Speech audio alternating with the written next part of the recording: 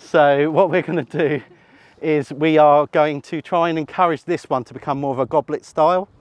So working your way round has produced more potential growth, created airflow through by taking out those crossing branches and those potential areas of where it could rub and cause infection.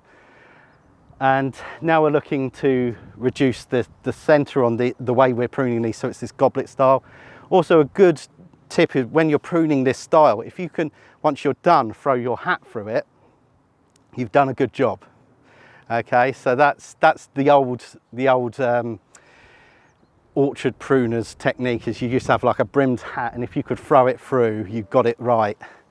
But yeah, if you could throw your chair through, you've done too much. So, so that's kind of the tip there. Now what we're going to do is we need to maintain a leader.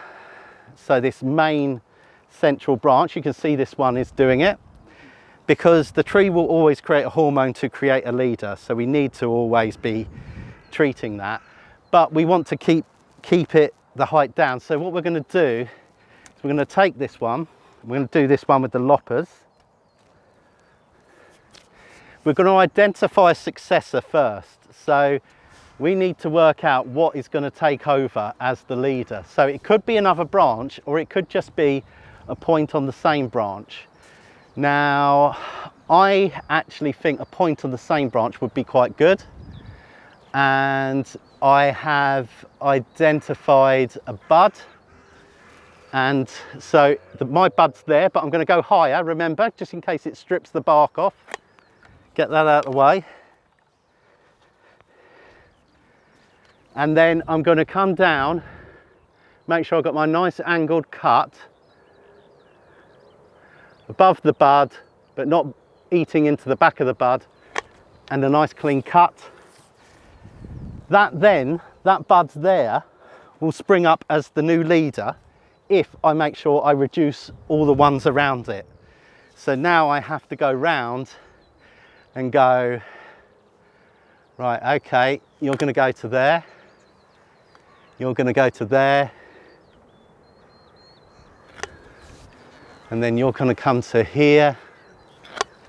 And so I'm trying to get them to a lower height than the buds that I've cut. So some of these you might be cutting more than the current year's growth, but it's just to make sure that that one will naturally, through the way the hormones work in the tree, the compounds, etc. like that, that it will then shoot up and yeah, make that that growth where it will take over. But if you left, for instance, that one in place, there's a danger that one would take over as the leader. So you need to make sure you reduce it, and generally a good way to ensure that it doesn't do that is reduce it lower than that one. Branches on the tree should be any higher than that one. Ideally so, yeah.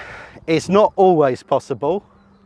If you think you're going to really mess up the tree by doing it, then leave some of the others taller. What you just might have to do is some corrective action next year to knock the other ones back a bit, and yeah, allow that time to catch up a bit more. So, but that's the idea really.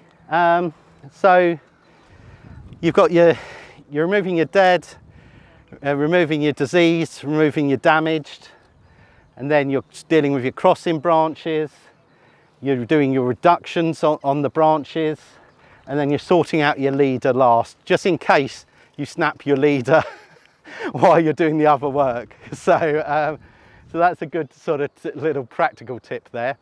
So we're just going to work around and finish this one, and that will be this tree done. If there was any sucker growth coming up, if I didn't have a maintenance team coming in the spring or the summer, I would cut it now, but best to cut that suckering growth, that growth from the base or from below the rootstock. Best to do that in the spring or summer if you can, with either a sharp spade or a pair of loppers, just to then check that growth, stop that coming up, competing with the actual tree. One last quick tip with this is, with some of these lower branches,